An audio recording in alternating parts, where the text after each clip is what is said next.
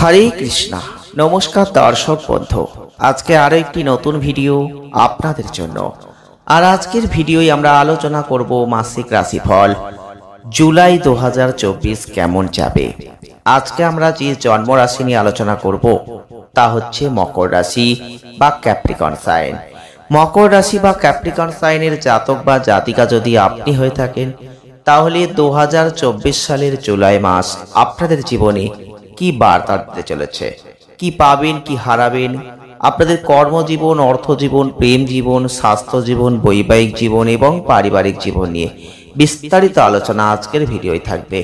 তাই ভিডিওটি পুরো দেখার চেষ্টা করবেন। যদি ভালো লাগে লাইক করবেন, শেয়ার করবেন, চ্যানেলটিকে সাবস্ক্রাইব করবেন। মকর রাশি বা ক্যাপ্রিকন সাইনের জাতক বা জাতিকা যদি আপনি হয়ে থাকেন, প্রথমেই এক কথায় আমরা বলতে পারি যে জুলাই 2024 আপনাদের জন্য অনেকটাই ভালো মাস কিন্তু হতে চলেছে। আপনার জীবনের বিভিন্ন ক্ষেত্রে ভালো ফলাফল আপনি কিন্তু এই মাসে পেতে থাকবেন। এই মাসে আপনার আত্মবিশ্বাস আপনি লক্ষ্য করে দেখবেন অনেকটাই শক্তিশালী হয়ে যাবে। আর এই শক্তির কারণে আপনি সমস্ত চ্যালেঞ্জকে মোকাবিলা করতে সক্ষম হবেন। চ্যালেঞ্জগুলোকে পাশ কাটিয়ে আপনি ভালো সাফল্য অর্জন করতে পারবেন। তবে আপনাদের স্বাস্থ্যের দিক থেকে অবশ্যই কিন্তু আপনাদের যেহেতু অধিপতি দেব শনি, তার যে অবস্থান আপনাদের দ্বিতীয় ঘরে বিপরীত যে অবস্থানে তিনি থাকছেন, যে কারণে আবহাওয়াজনিত কোনো পরিবর্তনের কারণে আপনি ছোটখাটো স্বাস্থ্য সমস্যায় পড়তে পারেন। তবে কোনো বড় স্বাস্থ্য সমস্যা আপনাকে কিন্তু এখন ভোগাতে পারছে না। পারিবারিক জীবনে কিছু আপস অ্যান্ড ডাউনস এর মধ্যে দিয়ে যাবেন। পরিবারের যে কোনো সদস্য, বিশেষ করে আপনার মা, কিছু স্বাস্থ্য সম্পর্কিত, আচরণ সম্পর্কিত সমস্যার কারণে বিরক্ত বোধ করতে পারেন। তাই অবশ্যই তার বিশেষ যত্ন নেবেন। প্রেমের সম্পর্কগুলো ভালো হবে এবং আপনি আপনার প্রেমে এক ধাপ এগিয়ে যাওয়ার একটা সুযোগ পাবেন। আপনার বিবাহিত জীবনে একটা ভালো পরিস্থিতি তৈরি হবে। কর্মজীবনের দিক থেকে এই মাসটা ভালো। আপনি আপনার প্রতিভা প্রদর্শনের সুযোগ পাবেন এবং আপনার দক্ষ কাজের দক্ষতার জোরে, আপনার যে দক্ষতা রয়েছে তারই জোরে কিন্তু আপনি আপনার কর্মজীবনে, চাকুরিতে একটা ভালো পরিস্থিতি অর্জন করতে পারবেন। আপনার ব্যবসা সমৃদ্ধ হবে। আপনি নতুন কোনো ঝুঁকি নিতে পছন্দ করবেন এবং এখান থেকেই অনেকটা ভালো জায়গা আপনি দেখতে পাবেন। আপনি ছোটখাটো কোনো ট্রিপ করার একটা সুযোগ পাবেন। বন্ধুদের সাথে কোনো সময় কাটানোর সুযোগ পাবেন। যারা ছাত্রছাত্রীরা রয়েছেন তারাও কিন্তু পড়াশোনায় ভালো ফল পাবেন। বিদেশে যাওয়ার ক্ষেত্রেও একটা সফলতা লাভ করতে পারবেন। আপনি যদি বিদেশ থেকে কিছু সুখবর পেতে চাইছেন, সেটাও কিন্তু এই সময় পেতে পারেন। তবে আপনাদের কর্মজীবনের দিক থেকে একটা ভালো জায়গা এই মাসটাই যাবে, এটুকু আমরা বলতে পারি। যারা মকর রাশির জাতক বা জাতিকারা রয়েছেন, আপনারা অবশ্যই লক্ষ্য করবেন যেসব অসুবিধা আপনি ভোগ করছিলেন এতদিন ধরে, সেখান থেকে কিন্তু আপনি মুক্তি পাবেন। আপনার যারা বিরোধীরা ছিল, সব সময় তাদের যে সমস্যা আপনি ভোগ করছিলেন, কিছুটা হলেও সেখান থেকে আপনি কিন্তু মুক্তি পাবেন। আপনার ক্ষতি সহজে কেউ করতে পারবে না এই মাসে। আপনি অবশ্যই মাঝে মধ্যে একটু হতাশ হবেন, তবে কাজের ক্ষেত্রে লেগে থাকার জায়গাটা আপনাকে রাখতে হবে। আপনি আপনার চাকরিতে আপনার অবস্থানকে উন্নত করতে পারবেন। বিশেষ করে 7 জুলাইয়ের পর থেকে আপনি কিন্তু অনেকটাই বেটার অফ জায়গা দেখতে পাবেন এবং 16 জুলাইয়ের পর থেকে আপনি আপনার কর্মক্ষেত্রে, আপনার কাজে আরো দক্ষতার সাথে কাজটা করার একটা সুযোগ পাবেন। আপনার কর্তৃত্ব বেড়ে যাবে। আপনি চাকরিতে পদোন্নতির জন্য কিছু ভালো জায়গা দেখতে পাবেন এবং আপনাদের ক্ষেত্রে প্রচেষ্টা বাড়াতে হবে। আপনাদের পরিবারের সমর্থন আপনাকে আপনার কাজে সফলতা দেবে। তবে 19 জুলাইয়ের পর থেকে আপনি কঠোর পরিশ্রমের দিকে মনোযোগ দেবেন, কঠোর পরিশ্রম করবেন এবং শরীরের যত্ন নেবেন। কঠোর পরিশ্রমের দ্বারা আপনি কিন্তু সফলতা লাভ করবেন। তবে আপনাদের ক্ষেত্রে অর্থের দিক থেকে যদি দেখি, তাহলে কিন্তু এই মাসটায় মোটামুটি ভাবে মিশ্র ফল আপনাকে দেবে। কারণ ধনু সঞ্চয়ের ঘরে শনি গ্রহ উপস্থিত, যেটা আপনাকে সম্পদ সঞ্চয় করতে সম্পূর্ণরূপে সাহায্য করবে। আপনার সম্পদ বাড়বে, ব্যাংকে আপনি টাকা জমাতে পারবেন, ভালো সুদ পাবেন, আপনি অনেক টাকা লাভ করবেন। তবে কিন্তু আপনাদের ক্ষেত্রে আয় বৃদ্ধির দিন দিন একটা জায়গা বাড়বে। তৃতীয় ঘরে অবস্থানরত রাহু গ্রহ আপনাকে ব্যবসায় ঝুঁকি নিয়ে একটা ভালো সফলতা দেওয়ার চেষ্টা করবে।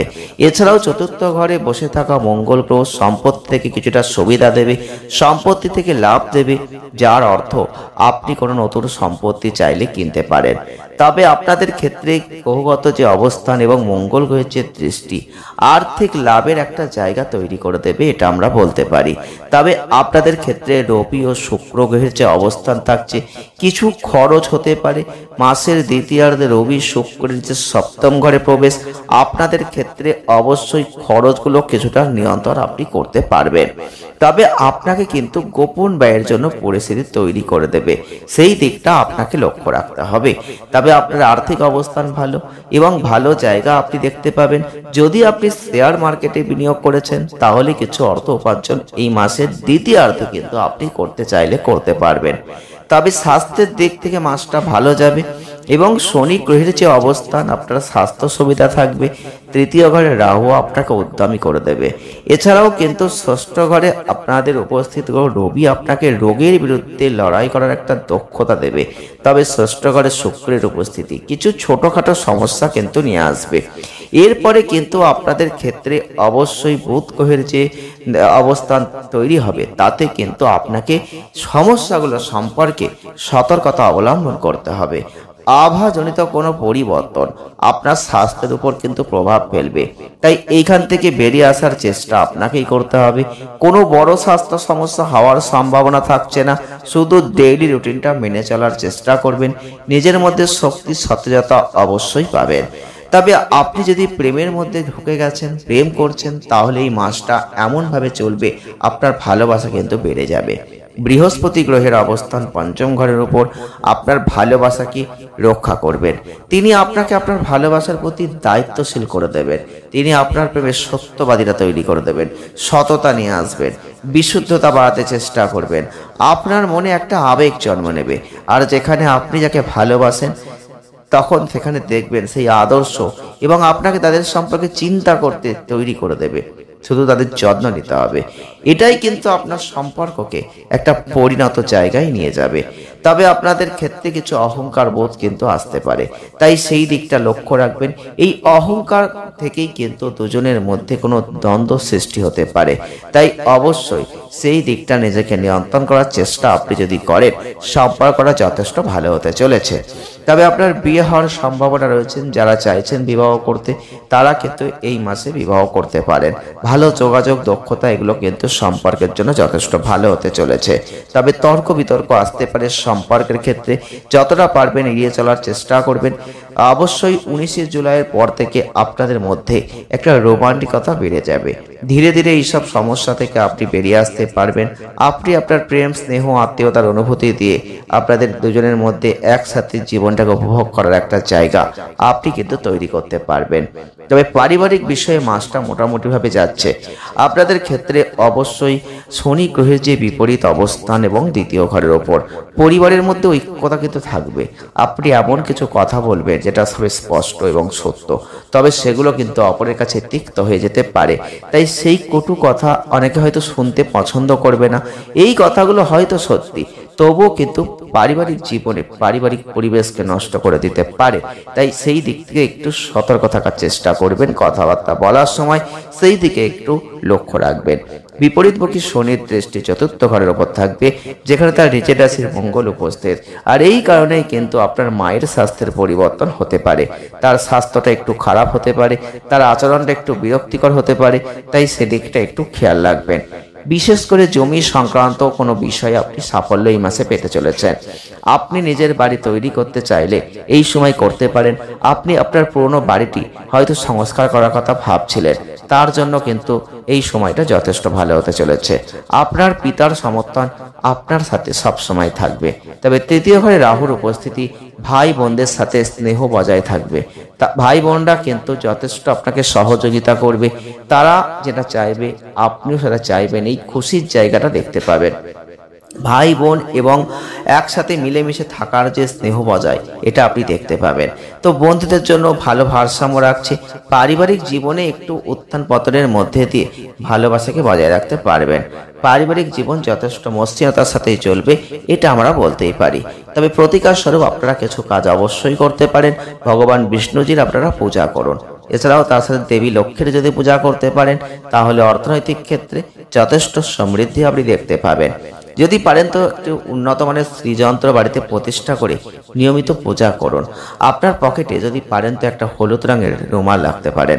যদি পারেন আপনি দেবী দুর্গার কৃষ্ণ মন্ত্রটা জপ করতে পারেন।